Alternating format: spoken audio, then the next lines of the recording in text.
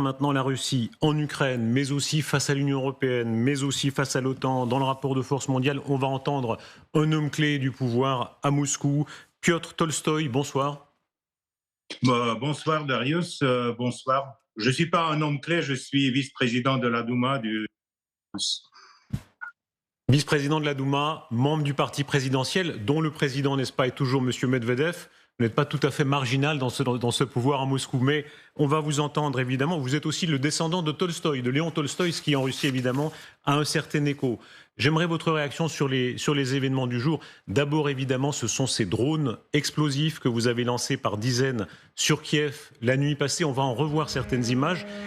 Qu'est-ce que c'est sinon viser à nouveau des civils et donc provoquer la terreur? Viser les civils et provoquer la terreur, ça c'est quelque chose qui répètent les Ukrainiens et vous après les Ukrainiens et après les Américains. En fait, les drones russes visent que les cibles militaires. Donc malheureusement, la défense antiaérienne ukrainienne fait des fautes et parfois les missiles ukrainiens tombent sur les immeubles. Mais la Russie va continuer les frappes par les drones et aussi par d'autres moyens d'artillerie pour viser les cibles de l'armée ukrainienne. On va les détruire non sur le front, mais le long de tout le territoire de l'Ukraine. Je peux vous dire... Ouais. Piotr Tolstoï, pardon, il y a environ 3 millions d'âmes à Kiev. On imagine ce qu'ils ont vécu pendant cette nuit-là. Alors beaucoup de vos drones ont été détruits, heureusement pour eux. Mais enfin, c'est de la terreur. Qu'est-ce sinon de la terreur de s'imaginer dans le ciel, si ça arrivait à Moscou, si ça arrivait à Paris, des millions de gens qui subissent ça? Oui, Darius, vous avez peut-être raison quand vous dites ça, mais je regrette que durant les 8 ans que le pouvoir actuel ukrainien a terrorisé les Russes à Donbass, vous n'avez pas fait beaucoup d'attention sur 300 morts parmi les enfants de Donbass, sur le 1000 des morts des habitants de Donbass, les Russes qui étaient terrorisés par l'armée ukrainienne. L'Europe ne le voyait pas. Aujourd'hui, vous le voyez parce que, en fait, la Russie est en train de attaquer les objets militaires ukrainiens. On va détruire les objets militaires ukrainiens. On va détruire tout le matériel militaire que les Européens et les Américains fournissent aujourd'hui aux Ukrainiens. Et je peux vous dire, je viens de revenir de Donbass. J'étais hier sur la ligne de front. Et j'ai vu aussi les missiles anglais qui tombaient sur Mariupol, où il y avait aussi les femmes et les enfants, où vivent aujourd'hui 250 000 habitants, et personne ne dit rien sur ça. C'est bizarre quand même d'accuser que la Russie... Piotr Tolstoï, Mariupol que vous avez détruite, c'est une de vos villes martyrs, comme vous avez détruit Grozny, comme vous avez détruit Alep. Et évidemment, vous comprendrez que du point de vue occidental que vous parliez maintenant de Mariupol comme victime, certes, mais victime de vous.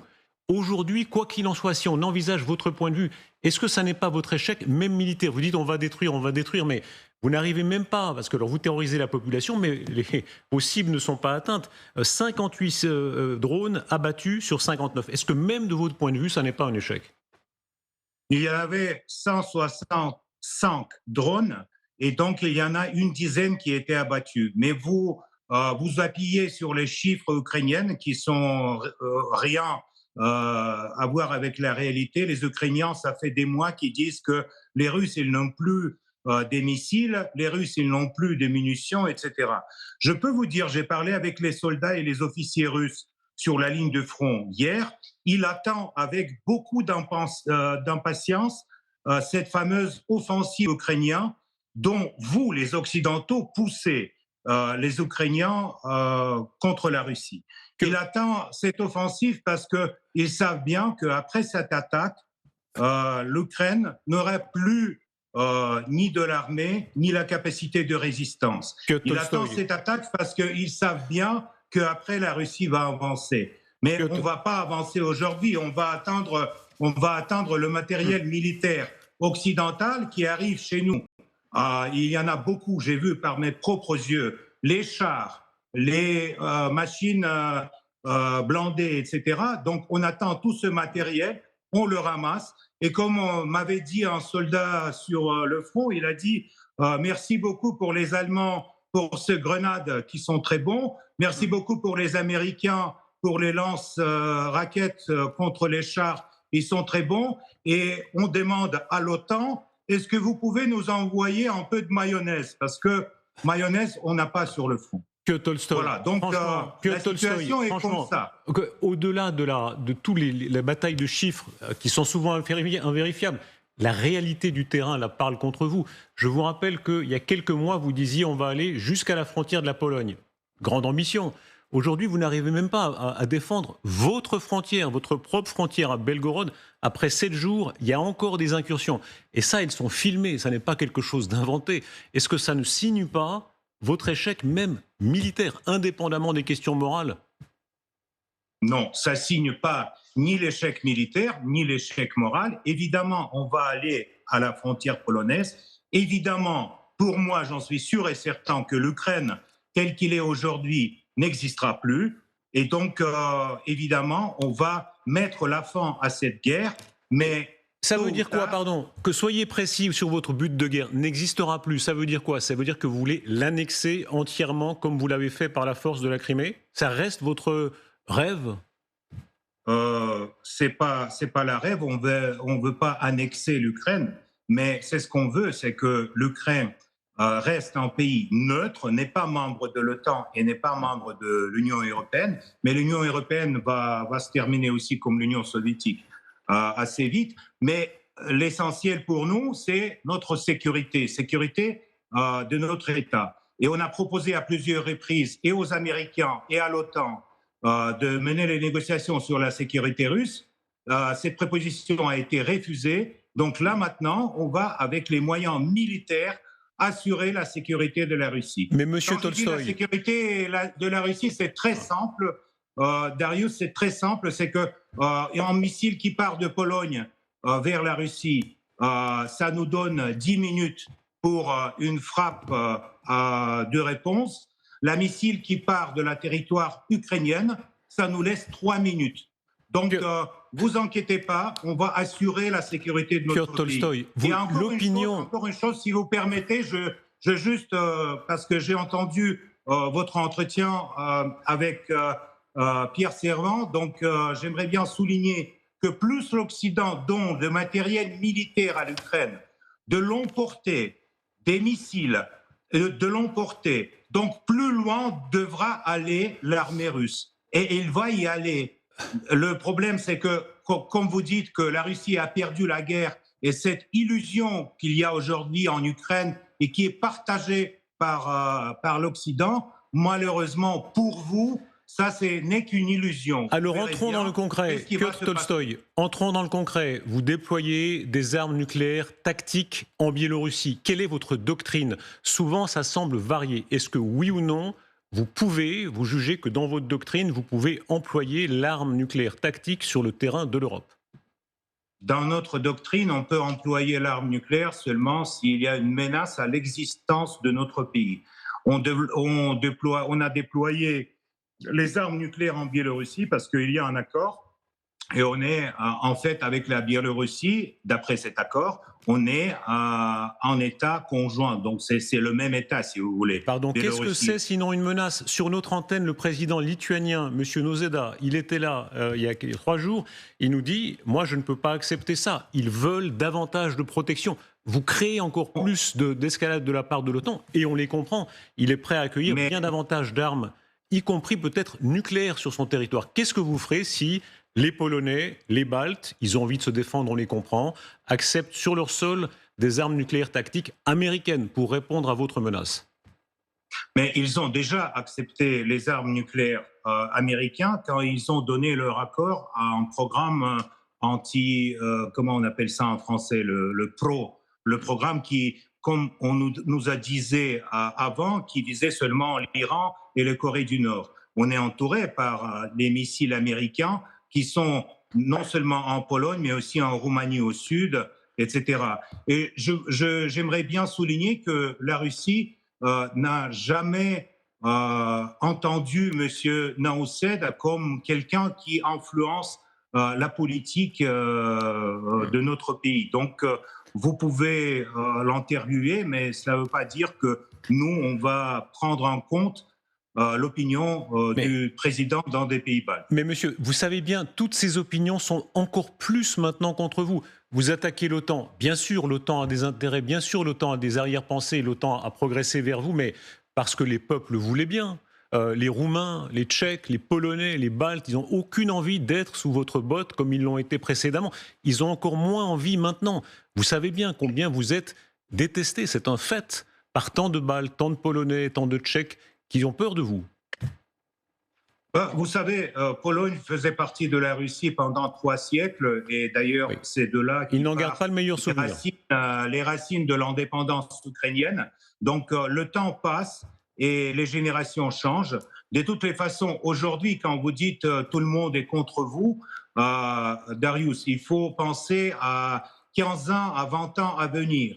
Donc, on verra bien dans 15 ans ou dans 20 ans, on va revenir sur ce thème et on va discuter ça, j'espère, à Kiev avec vous, avec une tasse de café. Est-ce que la vérité profonde, parce que tout ça peut sembler des rodomontades, la vérité profonde, est-ce que ça n'est pas que vous faites moins peur que vous l'imaginiez? Bluff nucléaire, disent beaucoup de gens. Le ministre des Affaires étrangères italien le disait chez nous il y a quelques jours. Regardez la Chine, elle se fait craindre. Les Occidentaux qui vont en visite à Pékin, ils n'osent pas parler des Ouïghours, ils n'osent pas parler des Taïwanais, des dissidents, etc. Parce que la Chine se fait respecter. Vous n'êtes pas respecté. Est-ce que ça n'est pas parce que vous n'êtes pas assez respectable aujourd'hui? Vous ne vous faites plus craindre. Darius, on s'en fout de votre respect. En fait, si vous voulez qu'on vous fasse peur, ça peut arriver. Mais j'espère, vraiment, moi j'espère bien que le moment n'est pas encore venu. Parce que notre président a beaucoup de patience, à mon avis même trop à la limite, et qu'aujourd'hui la Russie n'emploie une dizaine de sa capacité militaire. En fait, on pourrait brûler des kilomètres en avant, mais on ne le fait pas justement parce que on sait que la population civile nous attend en Ukraine et que quand on va libérer mais la pardon, territoire vous n'y croyez pas vous-même. Vous pensez vraiment que les gens vous attendent avec des drapeaux? Vous avez vu, vous avez essayé de prendre Kiev. Vous avez dû repartir piteusement. Franchement, est-ce que vous croyez vous-même que les habitants de Kiev, après tout ce que vous avez fait, vous attendent avec des drapeaux? Franchement. Écoutez, on n'a pas essayé de prendre les Kiev. On a retiré les troupes de Kiev parce qu'il y avait des négociations avec les Ukrainiens qui presque abouties et qui étaient interrompues par Boris Johnson, qui a appelé Zelensky et qui lui a assuré qu'il ne faut jamais négocier avec les Russes. Donc vous les Occidentaux, vous avez aussi votre partie de responsabilité pour les centaines et dizaines de morts des Ukrainiens aujourd'hui, pour 70 000 Ukrainiens qui sont morts près de Bakhmout, qui ont d'ailleurs perdu, pour les Ukrainiens qui vont mourir encore à Kharkiv, à Odessa, à Dniepr ou devant Kiev. Mais j'espère bien que tôt ou tard, on va comprendre que l'arrivée de l'armée russe est inévitable et vous inquiétez pas, même sans votre respect, nous, on va assurer notre sécurité géopolitique. Contrairement à ce que vous dites, on entend les Ukrainiens et leurs représentants démocratiques qui sont beaucoup plus clairs face à vous, encore plus clairs. Danilov, président du Conseil de sécurité, disant « Le pont de Kerch est un objectif militaire qui est prêt à vous bombarder ». Est-ce que vous n'êtes pas de fait démunis? On l'a vu ces dernières heures, action contre vos navires dans la mer Noire, on l'a vu lors de l'attaque contre le pont de Kerch, et maintenant ce sera peut-être avec des drones Storm Shadow, et ce sera demain avec des F-16. D'ailleurs, l'histoire de navire ukrainien, c'est un fake bien monté. Le navire est déjà dans le port, il n'a pas été touché par les drones. On l'a montré rentrant au port, c'est vrai. Et du pont. La question, est-ce qu'il est endommagé ou non? Le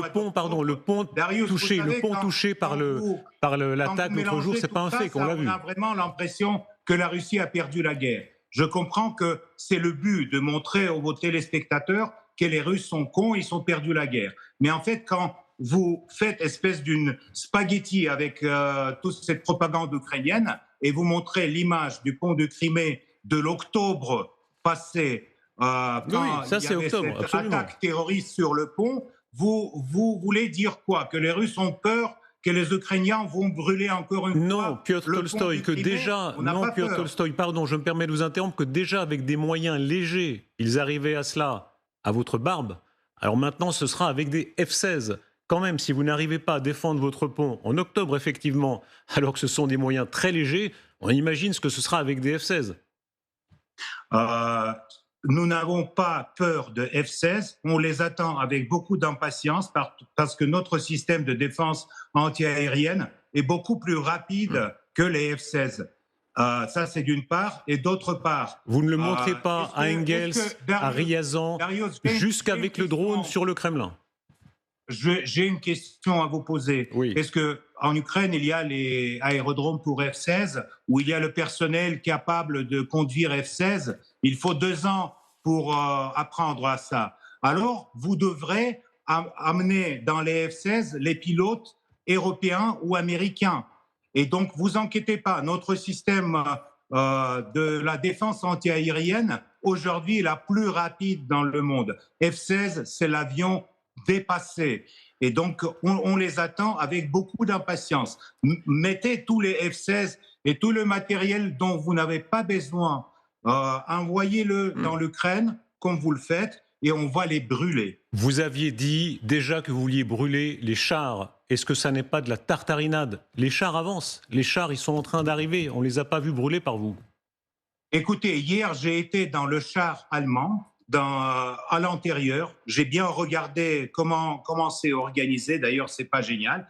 Mais j'ai été dans le char qui est aujourd'hui détenu par les Russes, qui a été jeté par les Ukrainiens quand ils couraient de l'armée russe.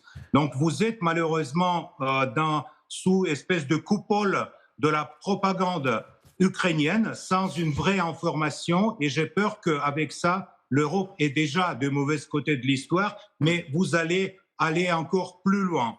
Et donc, même dans 15 ans, on n'aura pas la possibilité de renouveler les relations. Mais Piotr Tolstoï, vous roulez tellement de mécanique militaire, mais on voit bien que même l'Ukraine a beaucoup moins peur que ce que vous voudriez quand le numéro 2 du renseignement militaire, M. Skibitsky, déclare ouvertement qu'ils veulent tuer Vladimir Poutine. Est-ce que vous prenez en compte cette possibilité?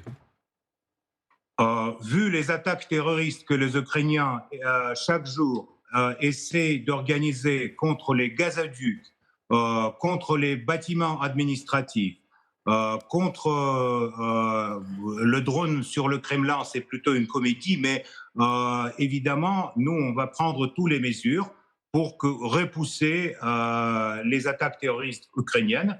Et vous inquiétez pas pour Vladimir Poutine. Il n'y a aucun moyen de tuer Vladimir Poutine, même pour une nation tellement militarisée, avec la tête militarisée que les Ukrainiens d'aujourd'hui. Vous dites terroristes, mais pardon, ils défendent leur sol national en situation de légitime défense, de la même manière que vous, quand vous avez été attaqués, vous, soviétiques, il y avait d'ailleurs beaucoup d'Ukrainiens à cette époque parmi vous, vous, soviétiques, vous avez défendu votre sol, vous êtes allés jusqu'à Berlin à la fin de la guerre, vous n'êtes pas limité au territoire. De la même manière, les Ukrainiens, en légitime défense, frappent sur votre sol. Mais vous voyez, aujourd'hui, on n'a pas besoin de faire, pour l'instant, on n'a pas besoin de faire un chemin si long jusqu'à Berlin et il nous suffit d'aller jusqu'à Kiev. Mais Darius, j'aimerais bien vous poser une question. Vous respectez Monsieur Staline? Qu'est-ce que vous entendez par là? Non, c'est un des plus grands criminels de l'histoire. Et pourquoi? Et parce que, Darius, vous savez que les frontières actuelles de l'Ukraine a été dessinées par Monsieur Staline par le simple crayon pour rajouter le prolétariat dans l'Ukraine, chez les paysans ukrainiens, quand il a pris une partie sud-ouest de la Russie et il a rattaché à l'Ukraine. Mais aujourd'hui, sans respecter Staline, vous respectez beaucoup les traces de sa crayon. Mais, Nous, non. Piotr Tolstoï, pardon, mais vous remontez l'histoire, on peut faire dire ce qu'on veut à l'histoire. D'ailleurs, il y a du côté ukrainien, on l'a rappelé sur ce plateau, des choses qui ne sont pas bonnes. Le culte de Bandera que certains continuent à livrer est une mauvaise chose. Bandera était l'allié des nazis dans des conditions épouvantables. Chacun ses croix. Mais là, on parle du fait qu'il y a une nation ukrainienne vivante, libre, dans un territoire défini par la communauté internationale, qui ne veut pas de vous et qui ce soir est d'autant plus décidé à vous bouter dehors. Danilov qui déclare aussi qu'ils veulent retrouver et tuer les auteurs de Boutcha. Est-ce que vous êtes prêts à livrer les Russes qui ont commis des crimes de guerre avérés, vérifiés à Boutcha? Bah, écoutez, l'histoire de Boutcha, c'est espèce d'un spectacle monté par les Ukrainiens. Je ne veux pas commenter les propos de M. Danilov parce que je trouve que ce type, d'ailleurs d'origine russe, qui vient de Lugansk, a 10 fois trahi déjà son pays. Et je peux vous garantir que tous les Ukrainiens qui ont pris l'arme contre l'armée russe et qui ne passent pas comme les prisonniers de guerre, ils seront très bien envoyé chez Bandera. Donc, ils vont le voir très vite. Nous avons montré ici même, documentaire du New York Times à l'appui, les images de caméras de surveillance, les noms, les surnoms des chefs de brigade, la 234e régiment de parachutistes de l'armée russe, qui s'est rendu coupable de ces crimes. C'est une chose avérée. Ce sont vos gens qui ont commis ces crimes de guerre. Est-ce que vous êtes prêts à les livrer pour qu'ils soient jugés, même devant une juridiction internationale? Darius, c'est très naïf. Jamais de la vie, ça ne passera pas. Comme jamais de la vie, la France ne livrera ses soldats de la Légion pour qu'ils seront jugés pour les crimes commis en Afrique. Comme jamais les États-Unis ne vont pas donner ces soldats qui ont commis de crimes lors de la guerre en Irak ou en Libye sous la juridiction de cour internationale. Donc ça, vous pouvez même pas rêver, jamais de la vie, ça va pas se passer. Avéré. Écoutez, pardon, Piotr Tolstoï, ce que dit l'ONU. L'ONU, pourtant, qui généralement est très prudente avec un membre permanent du Conseil de sécurité, qui dit à quel point, c'est le rapport de la Commission d'enquête internationale indépendante sur l'Ukraine de l'ONU, les faits dont beaucoup pourraient constituer les crimes de guerre, détention illégale, les transferts illégaux et déportations. On peut revoir les images qui le rappellent. Dnipro, bombardement de civils, la guerre de Kramatorsk avec des dizaines de morts, le bombardement du centre commercial de Kremenchuk avec les morts par dizaines, les blessés par dizaines. Tout ça, ce sont des civils et tout ça, ce sont des crimes de guerre que vous avez commis. Comment peut-on laver cela? C'est très simple. Durant 8 ans, quand les Russes en Ukraine ont été bombardés notamment de l'avion et de l'artillerie ukrainienne, sous les yeux de OSCE, vous ne direz rien sur les crimes de guerre quand on tuait les femmes et les enfants. Et aujourd'hui, vous pouvez nous rapprocher les faits que vous avez cités. Une moitié de tout ça, c'est les espèces de provocations ukrainiennes afin de gagner cette guerre d'information qui est aujourd'hui se déroule contre la Russie. Mais c'est leur sol, Piotr Tolstoï, c'est leur sol. Est-ce que vous ne reconnaissez pas les frontières telles qu'elles sont définies par la communauté internationale? On employait le mot de respect. Darius, tous les États respectables les reconnaissent, même les Chinois, grande dictature, mais ils respectent en Europe ces frontières. Moi, je ne respecte pas la crayon de M. Staline. Je suis très étonné. Ce n'est pas M. Staline, c'est le droit international tel qu'il existe aujourd'hui, Piotr Tolstoï, vous le savez bien. Avec le droit international, c'est le sol russe où vivent 20 millions de Russes sur les territoires ukrainiens. Et vous inquiétez pas, vous allez voir, les Russes vont revenir à la maison, chez eux, et on va les protéger. Est-ce que l'histoire n'est pas simplement contre vous? Les crimes d'agression, il y en a eu beaucoup dans l'histoire, crimes d'agression des Américains contre l'Irak, mais qui veut juger George Bush ou Dick Cheney? Ils pourraient être accusés de crimes d'agression. Vous savez bien qu'ils ne le seront pas parce que la communauté internationale n'a pas cet équilibre-là. Vous surestimez vos forces. Non seulement vous commettez des crimes de la gravité qu'on a rappelé, mais vous surestimez vos forces sur la communauté internationale. Le fait que les Américains ne sont pas jugés, Et le fait qu'aujourd'hui la France, c'est un satellite des États-Unis sans sa propre souveraineté et politique, ça veut pas, ça veut encore une fois prouver que vous fonctionnez sous le double standard. Hmm. Donc, le droit international que la Russie reconnaît, que tout le monde reconnaît, n'a rien à voir avec les règles imposées par les Américains. Donc, Piotr Tolstoï, vous pouvez dire ça tant que vous voulez, mais pardon, je suis d'une génération... Ça ne correspond pas à la réalité. Piotr Tolstoï, vous devez d'abord juger George Bush, d'accord. La réalité, c'est le droit des peuples à disposer d'eux-mêmes. Quand le mur de Berlin est tombé, tous les peuples dont on parlait tout à l'heure, les Polonais, les Tchèques, les Roumains, les Hongrois, aucun n'a voulu retourner sous votre emprise. Aucun. Parce qu'il y a des empires, bien sûr, tous ont leurs arrière-pensées, mais quitte à avoir un empire, on préfère être du côté des empires occidentaux que sous votre autorité, qui n'est pas une autorité démocratique. Vous le voyez, ça? Non, vous savez, ça c'est une classification qui n'a rien à voir avec la réalité, parce que moi non plus, je ne veux pas, comme les Tchèques et les Polonais, je ne veux pas revenir à l'époque de l'URSS, comme vous d'ailleurs, j'espère. Et ça, c'est nous, aujourd'hui, on est devant une autre époque et un autre équilibre mondial.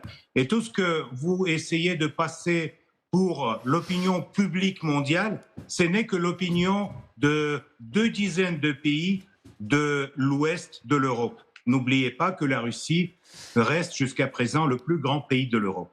Et avec nous, 3/4 de la population du monde entier. L'Inde, la Chine, l'Afrique du Sud, les pays de l'Afrique en général, l'Amérique latine, aujourd'hui ne veulent pas se mêler dans cette espèce de double standard, espèce de boycott américain contre la Russie que vous appelez les sanctions. Piotr Tolstoï, la force de l'image, pardon, parce que ça n'est ni de la propagande, ni des effets de communication, ni des effets de manche. Ce sont les images de Kramatorsk. On pourrait montrer de la même manière les images de Mariupol, les images de Bakhmout. Ça n'est pas chez vous. On revient toujours à cette vérité simple. Ça n'est pas chez vous. Bien sûr que c'est chez nous, parce que Bakhmout, il a été fondé par le tsar russe Ivan le Terrible. Donc c'est chez nous. Kramatorsk, c'est chez moi. Mariupol, c'est chez moi. Donc pourquoi vous croyez que c'est pas chez nous? C'est chez nous. Est-ce que vous êtes conscient qu'un jour vous risquez d'être devant un tribunal? On se rappelle les dictateurs irakiens, libyens, on se rappelle les dictateurs ou le régime autoritaire en Serbie qui, comme vous, avaient des propos extrêmement ambitieux. Ils ont fini jugés, tués, parfois exécutés. Darius, moi j'ai peur de rien, mais la seule chose que j'ai peur, c'est que vous surestimez l'idée de soi-disant jugement sur la Russie. Jamais ça ne va pas se passer. Le pays nucléaire ne perd pas des guerres. Et vous inquiétez pas pour les Russes, pour le président russe, pour tous ceux qui aujourd'hui soutiennent nos soldats sur le front, pousser les Ukrainiens à commencer au plus vite possible leur offensive et vous verrez le résultat. Un dernier mot, Piotr Tolstoï. Personnel, si j'ose dire, vous êtes le descendant de Léon Tolstoï. Je recommande à toute personne qui ne l'aurait pas lu. Françoise Thom va nous rejoindre, elle est là déjà. Merci beaucoup, une des meilleures spécialistes de l'Union soviétique et de la Russie, de relire Guerre et paix. Napoléon a commis des crimes de guerre quand il était en Russie. Lui non plus n'avait rien à faire à Moscou. Tout ça est une réalité qui est très bien décrite dans Guerre et paix. Est-ce que vous ne croyez pas que vos petits-enfants risquent de se rappeler de vous comme d'une génération qui a fait une même erreur historique?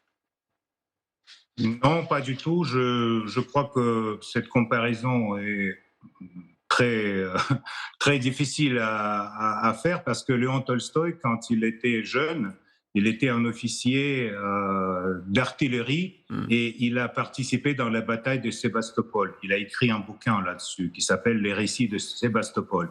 Donc, quand il voyait les Anglais ou les Français devant sa batterie, il donnait une commande, le feu. Et alors, il tirait. Donc, ça ne veut pas dire que Léon Tolstoï n'aimait pas la Russie, ou était, même s'il était un humaniste mondialement connu, qu'il n'aimait pas son pays. Moi, j'aime bien mon pays, j'aime bien mon peuple, j'aime bien les soldats qui sont aujourd'hui sur le front, et qui vont mourir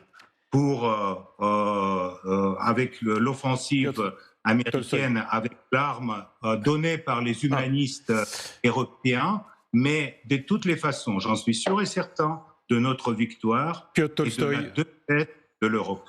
Merci d'avoir été avec nous. Et je rappelle, on voit ici, parmi les crimes de guerre que vous avez commis, le bombardement de Kremenchuk, qui est aussi dans le rapport de l'ONU que nous mentionnions. Merci d'avoir été notre invité. Dites ça aux Serbes de Kosovo, Darius. Dites ça aux Serbes de Kosovo. Merci beaucoup. Merci à vous. Et nous continuons l'explication et le commentaire avec vous, François Stom. Bonsoir. Merci de nous avoir rejoints.